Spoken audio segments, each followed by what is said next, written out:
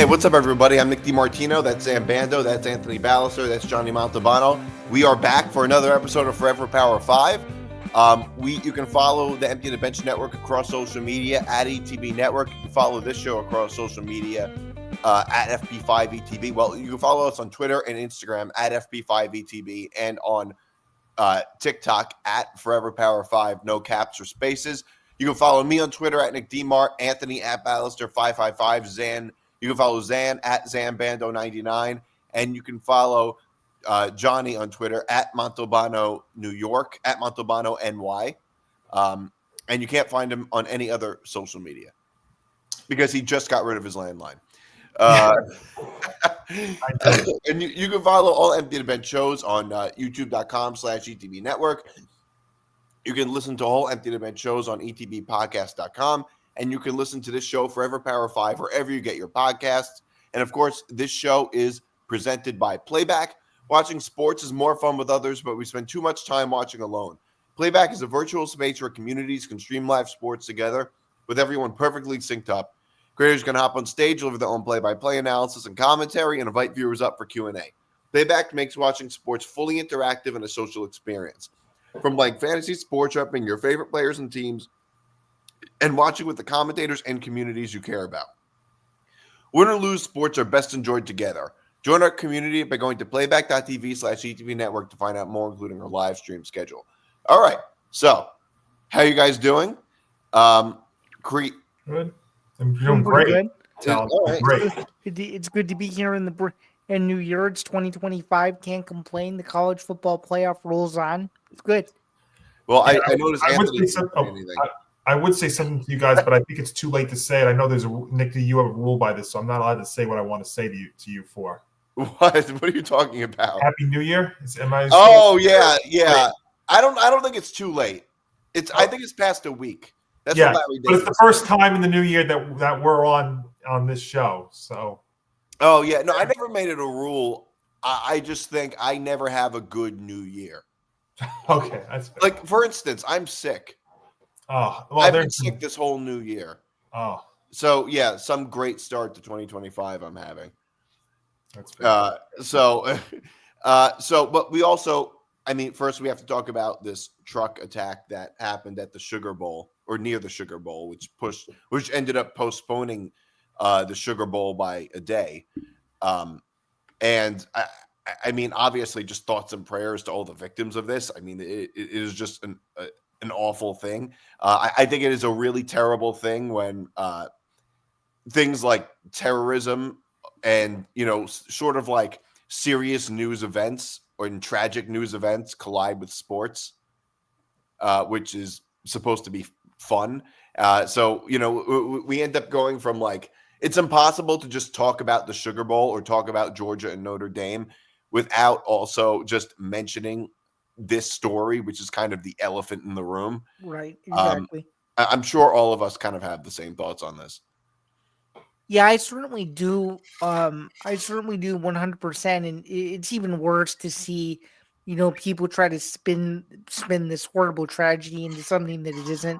I think it's really disappointing in so many words to see people say that, because of this awful tragedy, which no one obviously wanted to have happen, that somehow, some way it skews that Penn State is now going to have an unfair advantage or things like that, and just not really looking at the bigger picture of, obviously the whole life being bigger than sports thing, I think was extremely telling. Thankfully, I only saw that unbelievable take from only a few people. In fairness, I never saw that. I never saw that take. But maybe you're more online than I am. So I unfortunately did, and which is say that the people who did say it got ratioed in ways that they definitely deserved. So obviously a very, very horrible situation. Of course, the first thing you have to worry about is making sure that both teams were safe, which it's clear that the Sugar Bowl did all they could to ensure that Notre Dame and Georgia were safe enough to play the game the next day, number one and number two.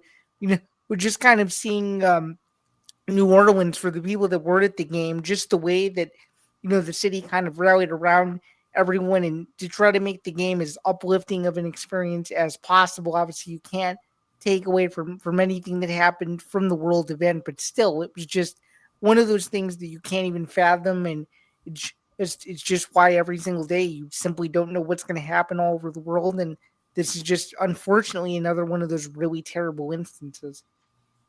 Yeah, Zan, I think what makes this one it's awful, but that's why we have sports really. And a lot of the time, the old saying I would say is, sports allow us to get away from all of our troubles and all the troubles going on in the world or even here at home. And this actually had a sports angle to it because it happened right at the site in the city where this game was going to be played. And to just add on to what you were saying, how about the fact that you had people coming out and saying that they should have still played the Sugar Bowl the same day? And Unbelievable. that's absolutely ridiculous. I mean, unbelievable. Because you have to also remember too, the early reports, and I don't want to try and get off topic when I'm saying this, but you had early reports from some news organizations who I won't name on here that were saying that there were multiple people involved in this attack, and that actually ended up being totally false. And that's the problem with these kind of stories when it comes to watching the news and paying attention to it, is because initial reports come out of stuff that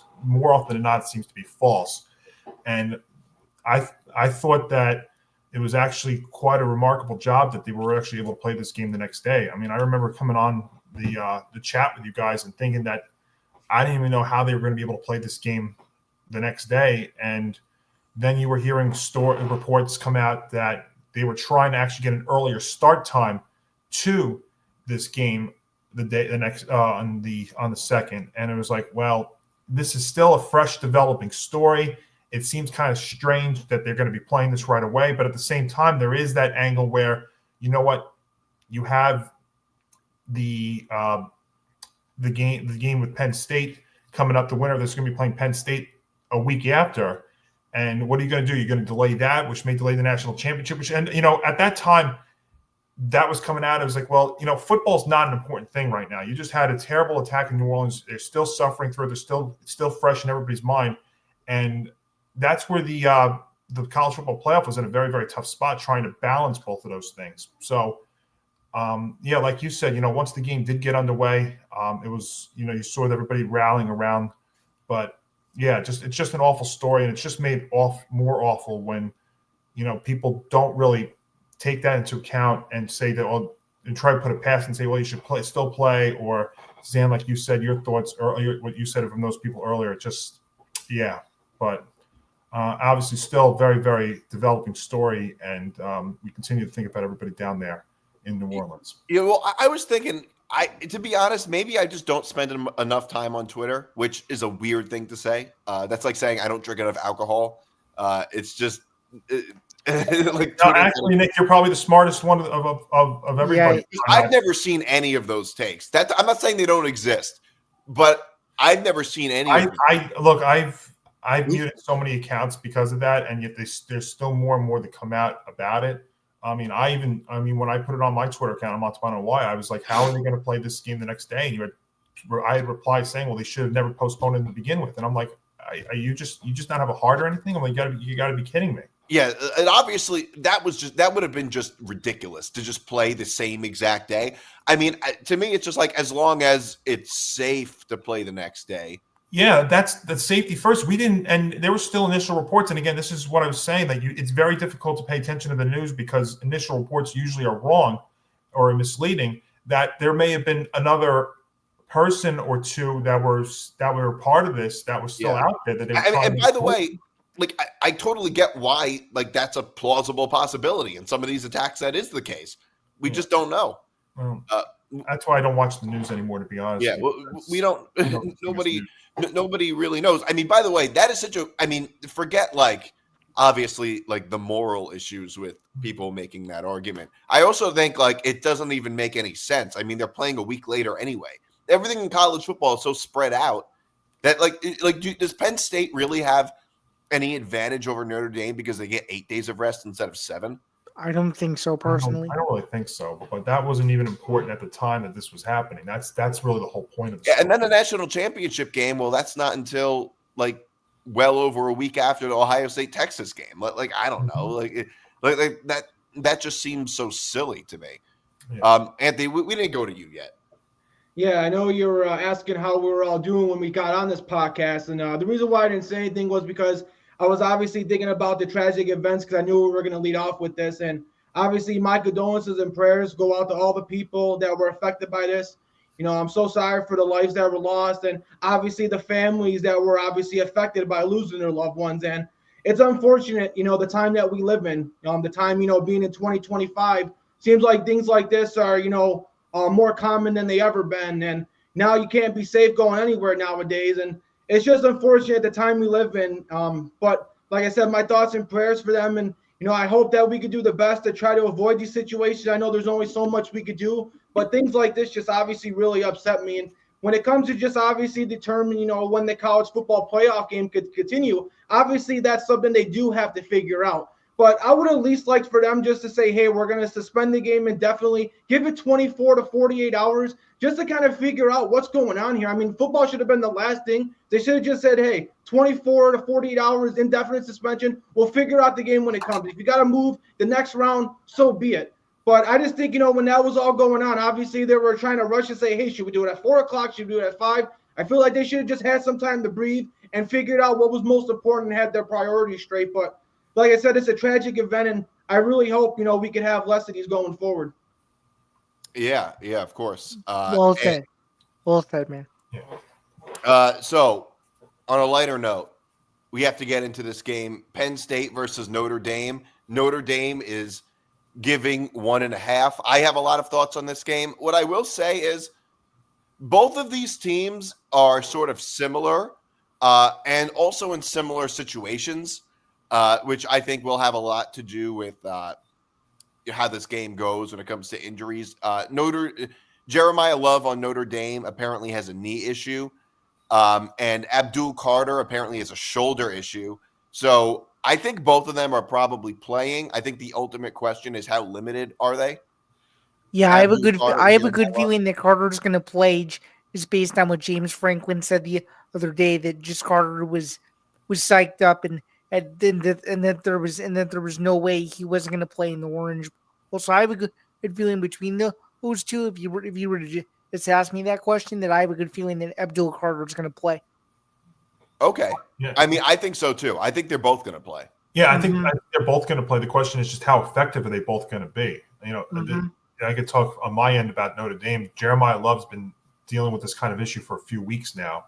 So, but I think one thing to watch in this game also is our secondary going up against a guy like Tyler Warren there for Penn State. That's going to be a very interesting matchup. Notre Dame's secondary was talked about a lot going into the start of the season. And, I mean, this team, I'll tell you right now as a fan, I still can't believe that we're actually at this point. I really do. I mean, I know we've the four of us have spoken on here a lot about Georgia just going back to the game for a second. We've spoken a lot about Georgia this year, and a lot of it about their offense, really, with Drew Beck and Carson Beck, and the fact now that he was out.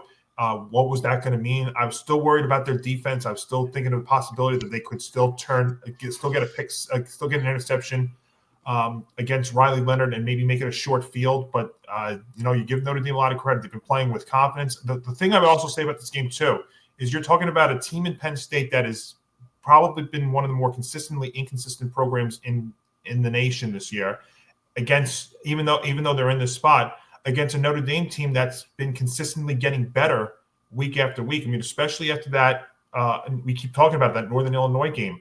They've been getting better every single week. And for people like to talk about how Notre Dame doesn't really play a lot of people. Well, I'll give you this fun fact. They're the first team ever to beat an AP ranked opponent in 6 different months in the same season, whether it was A&M in August, Louisville in September, Navy in October, Army in November, and then Indiana, and then Georgia too. So, I mean, in December and January. So, they actually have, had a schedule have had a schedule this year. I've played ranked opponents and have played them well. Yeah, the Northern Illinois thing was a blip in a regular 14 playoff. I don't think they would even be sniffing this point, but that's the nature of the 12-team playoff that we're at. Well, yeah, because we now live in a world where, or at least a college football world, where teams are allowed to redeem themselves on some level, whereas it used to not be that way. You were just done. Yeah. And I think that was a point that I used to be unwilling to acknowledge. I would say as a fan, like I used to be unwilling to acknowledge with the 4-team playoff that teams can't get better or redeem themselves. Like for me, my thought process is always, and by the way, I think it's good that Notre Dame is in the playoffs based on how good they've been since the Northern Illinois loss. But I think that like the playoff has to be a balance between only letting in teams that are good enough and also allowing teams to improve throughout the season. And, you know, if you lose one time in September, you're not off to some useless bowl game. Which is one good thing, certainly, about the playoff expansion. Yeah. In terms of, and you're right, Johnny, in terms of like, you know, the Northern Illinois loss and everything, I mean, that loss makes less and less sense every week. I think it could be very similar, actually, if you think about it, to which now feels like ancient history, by the way. But now it feels like it feels very similar to Ohio State's loss to Michigan. Yeah, I agree. I think that like these teams kind of had to hit rock bottom before they actually we saw the best from them. It seems like I think that's what we needed from like how great Ohio State's been since they lost to Michigan. They needed to hit rock bottom. That's what it seems like to me. And in terms of this game, Zan, I'll go to you first on all of our picks. Yeah, sure. So just to give you guys a few numbers, because I know you like that sort of thing. So according to DataScribe, this is on FoxSports.com. Let's take a look at some statistics first. Let's see. Of into points per game, Notre Dame averages 37.7. Penn State averages 33.7. Defensive points per game. This could end up being a rock solid category by the time the game actually happens. 13.6 for Notre Dame compared to Penn State's 15.8. And of course, turnovers allowed. Notre Dame is only allowed 13, while Penn State is only allowed 14. And of course, these two teams are defensive ball hawking machines. Notre Dame has forced 30 turnovers, and Penn State has forced 24. Notre Dame has covered 11 out of its last 14 games, and Penn State has won 8 games against the spread this season, but has failed to cover 7 times. So there's some interesting numbers as you guys go about attempting to make your pick, but I really like Notre Dame here. I think that the momentum that they've carried since that loss to Northern Illinois, as you guys have alluded to, they've just played like a completely different football team. That home field advantage against Indiana was huge. They took the crowd out of the Georgia game almost right away, and even if they don't have a 100% healthy offense, I still think that Riley Leonard will do enough to move the ball, force some long drives, and I really do think tire out that Penn State front. And if we are right that Abdul Carter is not 100%, that's even more of a bonus for Notre Dame. So that's why I like Notre Dame so much. Give me Notre Dame to win and cover the spread to move on to the national championship.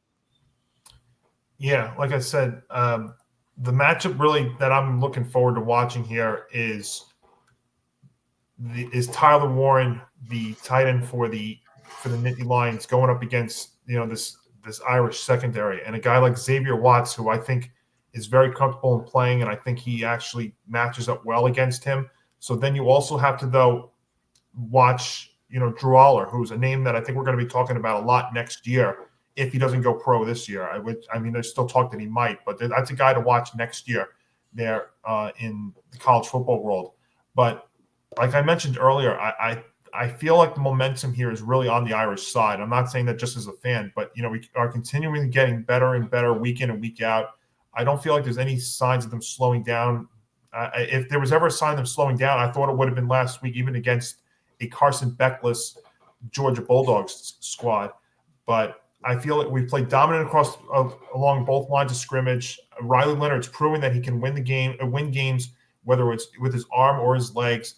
And the other thing too is I trust Marcus Freeman more than James Franklin. The other thing too is Freeman's won 9 straight games against top 25 teams, and we've spoken a lot about James Franklin's not being able to win big games in big spots. I think that's going to factor in here too.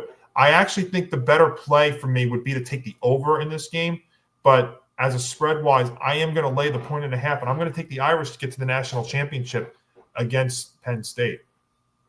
All right. Notre Dame and the over. That's what I would say. I would lay the 1.5, and I would take the over. What is the over under? I believe it's 40. I mean, this was a couple of days ago. It's definitely a lower over under than the Ohio State Texas game.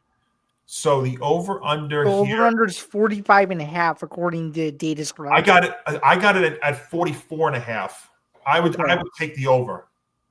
Okay. Really? If it's an actually, I'll be honest with you. If it's an under, I almost like Penn State a little bit more in an under game. But I would agree. The spread is so small anyway. Even if it is an under, it's only 1.5. Yeah. I mean, I'm not going to thread the needle, Nick D. I will not thread the needle. I don't agree at all. I think it is absolute. I think this is an under game. I think it'll look a lot more similar to the Sugar Bowl, which will be a low scoring game because both of these teams are very similar. Mm-hmm. But Anthony, what's your pick on this? Yeah, I want to give Notre Dame credit. I mean, that performance against Georgia was unbelievable. I mean, they basically did to Georgia what we thought Georgia was going to do to them. I mean, it looked like they had the better athletes. It looked like they had the better defense, the better running game. I mean, Notre Dame had a great game, and all credit to Marcus Freeman. He's definitely turned into one of the best coaches in all college football, and maybe Notre Dame had a blessing with Kelly leaving and going with Marcus Freeman because right now he might be the better head coach. But I want to say with this matchup, I agree with Nick D. I think I would go with the under as well. I think this is going to be a very low-scoring game. Both teams are very similar. And honestly, out of all the picks we've done this season, this is probably one of the hardest picks I've had to do. I mean, both teams are very similar. They both love to run the ball, and they both got amazing defenses. I think with the injuries that Jeremiah Love's dealing with and the injuries that Abdul Carter's dealing with, I mean, that's practically both their team's best players. So I think that will kind of cancel each other out. So what I'm going to think is the deciding factor is in a low-scoring game, it's going to come down to one play and one drive. And to be honest with you guys, I'm going to trust Drew Aller and Tyler Warren to make that drive more so than I'm going to trust Riley Leonard. I know Riley Leonard could do a lot in his legs, and he has shown improvement, but I think Drew Aller is the much more superior quarterback, and he's been doing so well in these playoffs. That's why Johnny brought it up, that he might actually decide just to go straight to the NFL this year. And there's a lot of scouts out there who think he might be better than Cam Ward and Shedeur Sanders. So I love Drew Aller, and I think he's going to be a difference in this one. So give me Penn State. All right. So some diversity of opinion on this panel, on this podcast. Yeah. All right. So like I said before, I really, really think this looks like a game just from the way that both teams play. These teams are not like Ohio State and Texas with like big pass games and star wide receivers everywhere. Right, exactly. Even though the over-under is like fairly low for a college game, I think it's low for a reason, which is that they're not. Now, maybe if it goes so low, like if it gets even lower, maybe then I would go with the over, but I doubt it's going to get that much lower. And I'm one to say life is too short to bet unders. Everybody hates betting unders, but this really does feel like an under game to me. Like I think it's going to look a lot. I think it's going to look similar to the Notre Dame Georgia game, except I think it's going to be a better game. I think it's going to be a closer game. I also don't think that there will be any sideline collisions with Penn State with some no-name player who never plays. I don't think that's going to happen either. Which, by the way, we do have to touch on a little bit with the guy's name is Parker Jones, who is a defensive back on Georgia who never plays, and the ref ran into him, which, yeah, everybody's like blaming him because because on that drive, Georgia scored a field goal instead of a touchdown. There's no guarantee they would have scored a touchdown anyway. They hardly scored touchdowns the rest of the game. They only scored one the rest of the game. I mean, I just thought, it was the whole thing blaming him for all that was just dumb. I thought the whole thing was just dumb. It was like that could have happened to really anybody. But going back to this game, I think a lot of it depends on the game plan from each team. I think it does. I think a lot of it depends on the game plan from each team. A lot of it depends on Riley Leonard passing or running a lot more. Like if Riley Leonard is dropping back and Notre Dame tries to beat Penn State throwing, I think that's a huge advantage to Penn State, as opposed to if they're doing a lot of option runs like they did against Georgia, which certainly would help Notre Dame a lot, especially if Jeremiah Love is limited. But I'll say I really and on the other side, a lot of it depends on stopping Penn State's run game and stopping Tyler Warren. But neither team has it's great when it comes to the passing game or with wide receivers or anything like that. But my pick is going to be Notre Dame minus the 1.5. And the reason is simply because I like the way I like the game plans of Notre Dame a little better. I like the way Marcus Freeman has been coaching a little better. And I've been an ardent James Franklin defender in a weird way. I think that the attacks against him are just overplayed. They're he can't win the big game. That's not entirely true. He just can't. He can't beat Ohio State, or hasn't done it in 2 presidencies. So he hasn't done it in a long time. But James Franklin can win the big game. He just not when it's Ohio State. Right. But from the way I also just like the way Marcus Freeman has been coaching and James Franklin has been as of late. I do too. And if you think about it too, Nick, Marcus Freeman has really kept his name mostly out of the public eye almost this whole season. You don't really hear as much as much rumblings from Freeman as you do James Franklin on a weekly basis, which might actually be the reason why Notre Dame has quietly even gotten into this game in the first place to even begin with. So yeah. Well, if you watch the Sugar Bowl, I think it is fairly clear that Marcus Freeman outcoached Kirby Smart in that game. Sure did, 100%. Just that last that play, I think it was in the fourth quarter when Notre Dame on 4th and 1 when they forced Jalen Carter off sides after they ran they substituted all the players on the field and both teams had to run back on and off the field. I just thought that was such a brilliant move. So I like the game plan of Notre Dame a lot better and how they've been coached as of late. I mean, I think Andy Kotelnicki is a really good coordinator, but throughout the season, including in the game against Boise State, they made so many questionable decisions.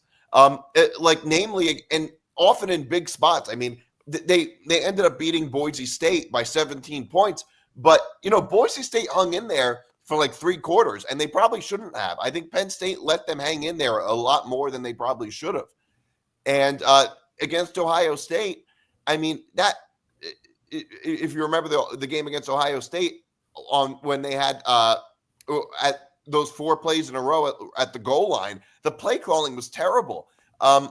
And I think that's been a real issue with Penn State lately. So I trust Notre Dame a lot more than Penn State. I think the game is going to look similar to the Georgia game, to the Sugar Bowl. I just think Penn State's going to hang in there a little more. I think. Fair enough. I can see that. So 3 Notre Dame, 1 Penn State. All right. Lone Wolf. Lone Wolf. I was just going to say that. Texas versus Ohio State. Ohio State is giving 6. It might be 5.5 on some books. It's 6. 6. Okay. All right. We'll go to you, Zain. Yeah. So this is the game I'm a little bit more excited about. I'll be the first to admit that I was wrong on this Ohio State team after it lost to Michigan. I was one of those people that said, "Oh, the sky is falling." Everyone was right about Ryan Day. He can't win he can't win in the big games when it matters. Well, I've been dead wrong the last 2 games, that's for sure. The way they handled Oregon in the Rose Bowl was in such a way that I never thought that Oregon would ever be put into that precarious position. He just looked absolutely awesome. And then when you go back even further to the Tennessee game, you really saw Will Howard really come into his own. And to me, I would be remiss if I did not think right now going into these semifinals that I think this is the best team out of the 4 remaining teams that we have. And I understand that Texas has their own Cinderella run. In Ewers, obviously, he's very impressive. There's a lot of hype around him, but I just love watching this Ohio State team and the talent that they have offensively and defensively. More specifically, offensively is just I could this offense all day in amazement. And I think when you put this team on a neutral field like they're going to do, like they're going to do later this week, I just don't see how Ohio State loses this game. I think it's a very close game. I think it's a very thrilling game. I actually think that overtime could definitely play a factor in this for sure. But I like Ohio State to win the Cotton Bowl and go to the national championship and cover the number. What do you guys think? Well, so the pick I'm going to make, I'm going to tell you right now, I'm going to be sweating through for most of this game, but for a few reasons. Number one, the location of this game. You know where this game is being played? Dallas, AT&T Stadium. So it's almost like a home game for the Longhorns. It's like when USC plays at the Rose Bowl. Yeah, but I mean, if you remember, you saw how many Tennessee fans that were invaded Ohio State in the first round. So I mean, they're kind of used to maybe being the underdog in that regard, even though they are in this case the favorite, number one. But Ohio State usually does not get off to strong starts. I mean, I know they have here in the playoffs, but they sometimes will not get off to a strong start. So this could even be a spot where maybe Texas is leading going into halftime. But I think second half is where Ohio State takes off here. And I am going to take the Buckeyes minus the 6. But, I mean, there's a few factors also that I'm going to look at in determining this game. Okay. So both teams rely on the pass. So then we have to look into defense. And Ohio State, they are the first in the nation defensive sack rate. They do great at protecting the quarterback. And I think that definitely helps when Texas is 15th in the nation defensive sack rate and much worse at protecting their QB. And then also in this kind of matchup, red zone scoring is going to be critical. And Ohio State is they're both actually very good in red zone defenses, but Ohio State is much better on offense scoring in the red zone. And again, in this kind of matchup, that's huge. So the giveaways is another thing too. Ohio State is 19th in giveaways. The Longhorns are 86th. So all the signs are pointing to me taking the Buckeyes minus the 6. But you're going to sweat this one because I think the Longhorns are going to lead this game at halftime, and I think Ohio State in the second half is going to take off, and I think they're going to win and cover this number. And I could see Texas leading at some point during this game, 100%. Yeah, I actually think they get off to the better start. Ohio State, if you think about it, if you were betting Ohio State games this year, I think taking the first half under was probably your best bet of the entire season. But I think it'll happen again here. But I do think the Buckeyes will take off in the second half. They will, dispel this notion about Ryan Day. They will make this so-called home game for the Longhorns not matter. And I think they are going to win, and they will go to the national championship. Do you think that the spread is as low as it is because they're playing in Dallas?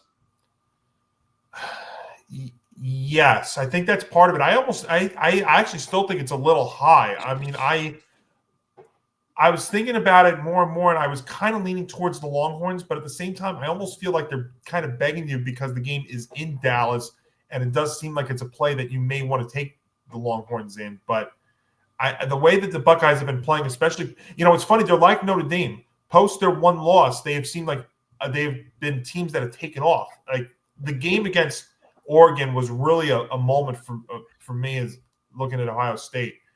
Was like, wow, this is really a dangerous team. I mean, we've said that, Anthony. I know you've talked about them before the season started, and you've been very consistent in that. But yeah, so that's why I am going to take a minus the 6, but you are going to sweat it. You know what? I don't think that the fact that they're playing in Dallas really makes it a de facto home game in the same way that like USC playing in the Rose Bowl is, or in the way that, or even in the way that Georgia playing at Atlanta is, because I just looked it up. Athens to Atlanta is about an hour and a half drive. People forget, and the Rose Bowl is basically played in LA, right? Or right outside of LA in Pasadena. So it's all very close. I think people forget how big of a state Texas is. Whereas like the drive from Austin, Texas to Dallas is 3.5 hours. So that's almost as long as going from like New York to DC. So I don't know how much that will affect it. I mean, in some ways it's easier to fly from Columbus, Ohio to Dallas than it is to drive 3.5 hours from Austin, Texas to Dallas. Yeah, so fair. I don't think it's going to affect it that much.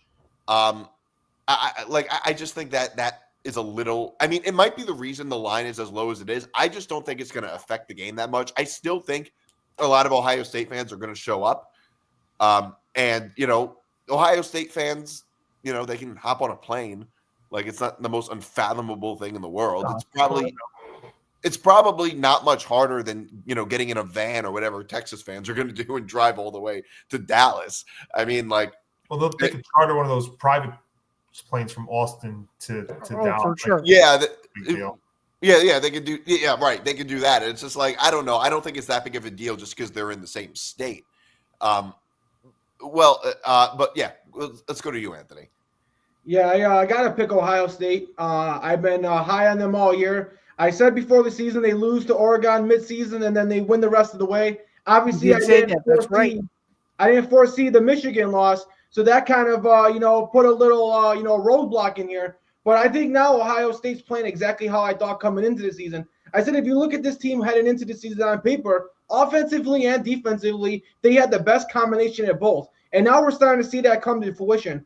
And honestly, I know I talked about the last matchup being defensive, but I would make the argument that these may be the two best defenses in all college football with Ohio State and Texas. But the difference is I think both these offenses are much better than the last two teams we talked about. So I think in that sense, we'll get a higher scoring game.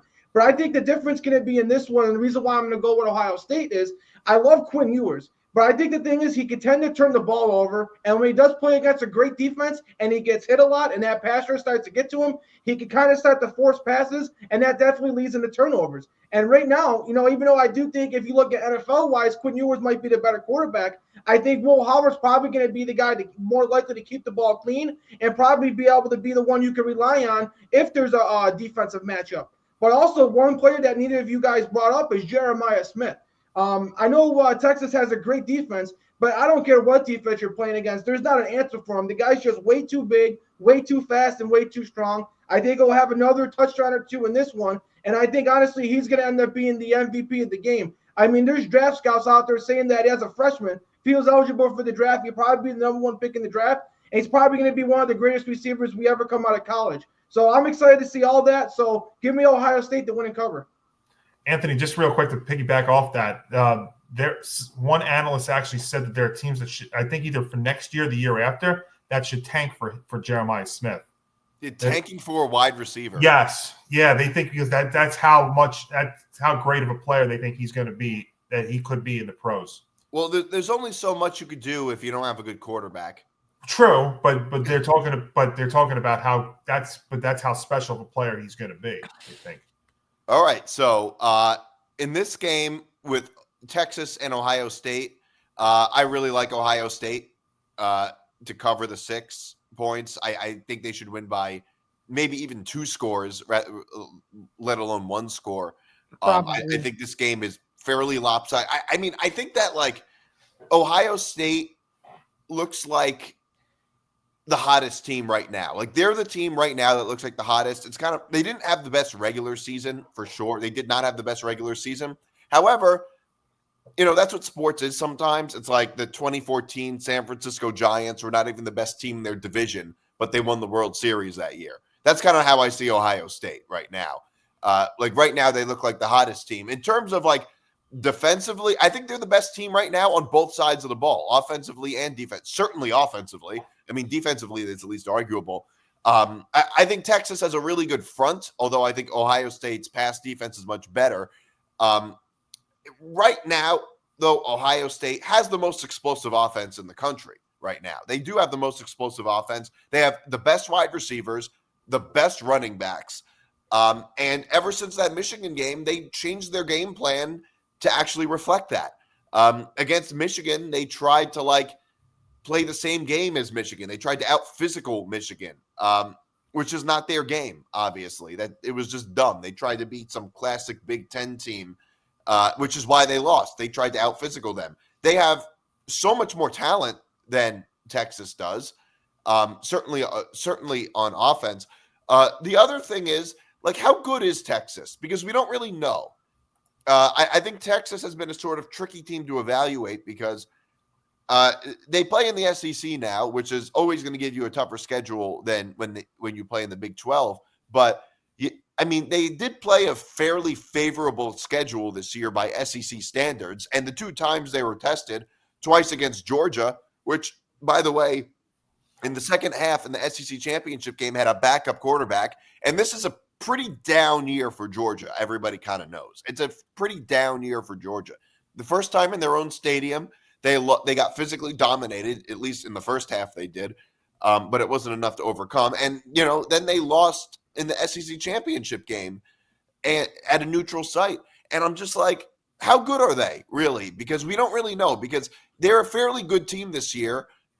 They're the best Texas team probably in 15 years, but we don't really know how good they are because they haven't really been in the few times they've really been tested. They've kind of fell short, and they were fairly fortunate to beat Arizona State. The truth is both teams can get leads really early.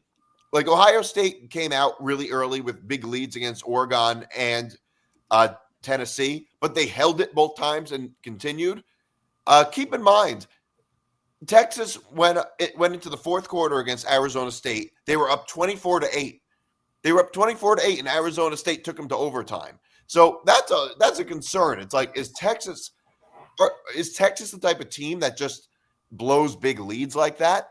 The other thing that is, Quinn Ewers does often turn the ball over in bad spots.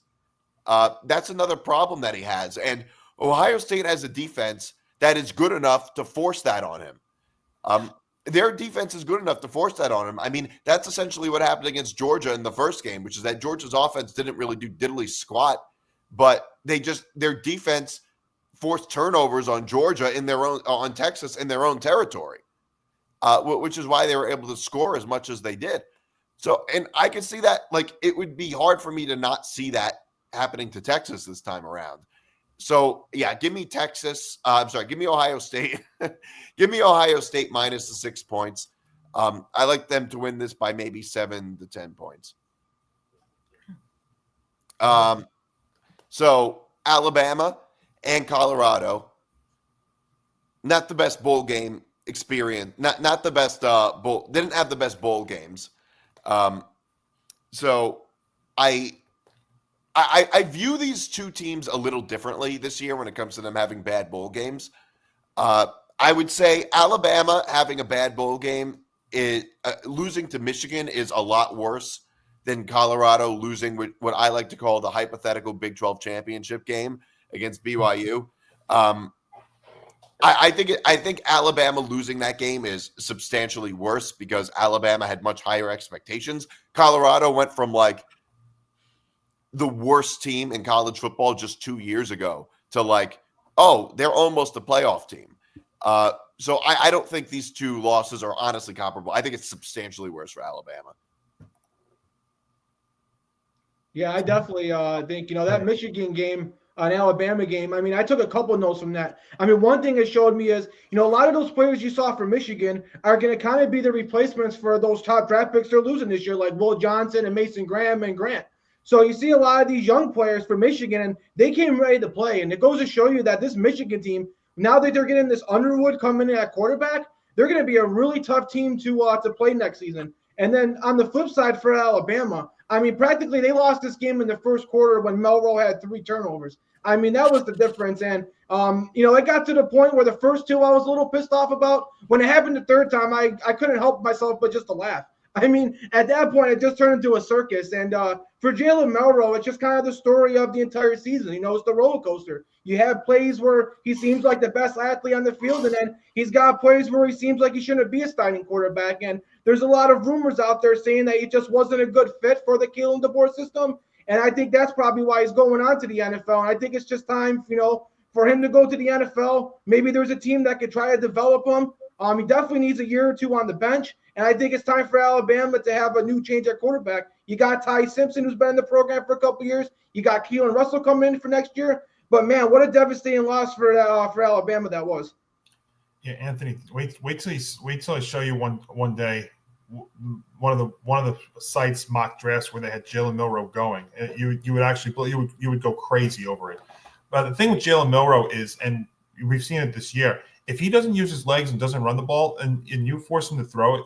I mean, he's not good when he's not able to run the ball. And I'll tell you right now, I mean, teams want to go draft him. They could go draft him as a running back, honestly, more than a thrower. Because if you're going to use him as a quarterback, oy vey. That's what I'll say. I'll talk about but that's like you said, that was really a microcosm of the season. And Michigan is a great point you made about Michigan too, because they've got that top prospect coming in next year. They're definitely going to be improved. They're going to be losing some big defensive players to the draft, but you should be able to see them. But yeah, and then as far as did you mention something about Colorado? Were we going to do the Colorado? We didn't mention Colorado yet. Okay. I did. Okay. Anthony didn't because he's too hung up on Alabama. That's fair. I should realize that. The one thing I would say about the Colorado team for Colorado for a second is I give them credit because Shador and Travis Hunter did play at least in the game. We've seen a lot of these top guys they don't play in these bowl games because they try and get ready for the draft, but they played. I mean, I know Shador didn't look that great, but I mean, you give them props that these guys actually did play in these games. And Bama's had that reputation too.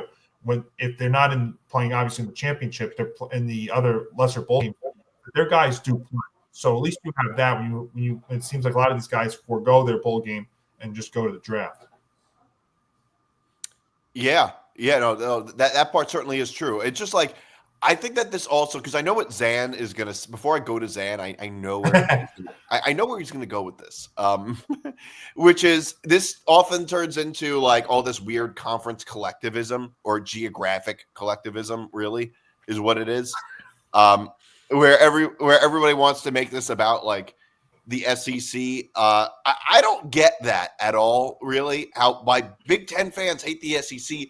SEC fans hate the Big Ten. I'm a Jet fan. I don't like the AFC East. Like I don't. With you, we don't have AFC East chance like. Hey, SEC with you fans. just saying that, I have nothing else. I have nothing else to add. So I know where you're gonna go with this. At least a little bit. I know where you're gonna go with this. But yes, I think it's substantially. All I'll say is, look, it's so much worse for Alabama than it is for Colorado because Colorado had a comeback. Alabama lost. Not only that, but Colorado, BYU, they were throughout most of the season. They were very comparable. Alabama, who was one spot from making the playoffs, versus Michigan, the worst season they had in a decade, and went through three different quarterbacks. One of them ended up retiring in the middle of the season, who was probably the best one. I mean, losing to Michigan is just substantially worse. But yeah, but yes, everybody's going to be talking about the SEC. So yeah, go ahead, Zain. Yeah, I mean, and there really isn't much more to add other than the fact that Michigan did what it needed to do. I mean, it beat a depleted Alabama team. It beat an Alabama team that kind of lost its luster after it knew it wasn't going to make the college football playoff. And it was just one of those games where it had to play out the way that it did. And unfortunately, Alabama's going to have to go back to the drawing board now with a bunch of fresh new pieces. And to hear, the vibe in Tuscaloosa, being, if Kalen DeBoer doesn't make the playoff next year, he's on the hot seat. So it's a really big down spot for Alabama. And for Michigan, it'll be a potential springboard into next year where they should be at least a little bit more competitive with all the new pieces they have coming in, including Bryce Underwood. But of course, that still remains to be seen. Yeah, well, they ended with like the best momentum. If you think They about really it, did. I mean, nobody had a better end of the season unless you're a national champion than Michigan did. Like they probably had the second best ending of the season. They beat Ohio State, Alabama, and got the best quarterback, or arguably the best quarterback recruit to flip to them. Mm. The end of the season for Michigan was just obviously amazing, even though the rest of the season kind of sucked. DeSean Jackson hired at Delaware State. This is probably the only time we'll talk about Delaware State on this podcast. Probably, unless they do something astronomically awesome next year, but probably not. Let's put it this way. We would never even talk about Delaware, let alone Delaware State. Yeah, I don't know. It's becoming a weird trend, like Norfolk State hiring Michael Vick. All these small schools hire. I mean, honestly, I'm sort of surprised former athletes are willing to take these roles. Like, it almost seems beneath them in a lot of ways. It is odd And I'm not saying it's a bad thing. If anything, I think it shows humility and it's a good thing. I just never thought that would happen. At least in Michael Vick's case, it made some sense because he's from Virginia originally and he played at Virginia Tech. But I think that the Delaware, this seems a lot more random. The DeSean Jackson in Delaware State, he played at Cal and he's from Southern California, and there's no professional teams in Delaware or around that area. So this seems a lot more random to me. But I don't know. I think this is all just the Deion Sanders effect with former players becoming coaches. Well, it might be working though a little bit because he's already been aggressively recruiting talent from the West Coast, and he actually landed a commitment from Antonio Gates' son, Antonio Gates Jr. Is he good though? What's that? Is he good? I believe he is. Let me see if I can find him out. Just because he's Antonio Gates' son doesn't mean he's good. Well, I mean, if they're talking about it, though, I doubt they would just be bringing that out. No, but is it just because he's Antonio Gates' son? He's a standout 4-star recruit. Oh, okay, that's one of the nation's top. He was one of the nation's top, ranked as one of the nation's top wide receiver prospects by ESPN 24/7 Sports and On3. So in his senior year in high school, that's pretty credible in my opinion. Yeah. So actually, in his senior year in high school, 55 catches for 925 yards and 16 touchdowns, which earned him first team All-State honors. Okay, so that's not so bad. That's pretty good. Yeah. So I mean, it's possible. And look, I mean, the one thing I'd say about Delaware State is they've had 12 consecutive losing seasons. They haven't won the MEAC title since 2007. So the MEAC title? Yeah. That's what that sounds like a title conference. That sounds like a trophy that you would give like horse race. It sounds like a horse racing trophy. Hey, I'm just telling you the MEAC stuff about it. Yeah, no, that alone, just the name is going to attract recruits, and that's obviously a big thing for a school like Delaware State. And it was funny because he actually made an appearance. They said he made an appearance at the Norfolk State basketball doubleheader where Mike Vick now is. So kind of interesting how that got brought up. I mean, this will probably land him a game on TV or something just because it is DeSean Jackson. But, I mean, obviously DeSean Jackson haunts my memories forever and ever, but that's for a whole nother Yeah, it must really be painful. It's like bringing up childhood trauma for you. Yeah. Bringing up DeSean Jackson. Well, especially when I have to see the replay of what he did to us over and over and over again.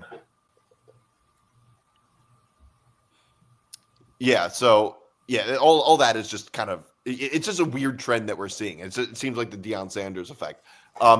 Zan, you had an interaction with Bret Bielema and Shane Beamer. Tell us about this because I don't know what this interaction is like.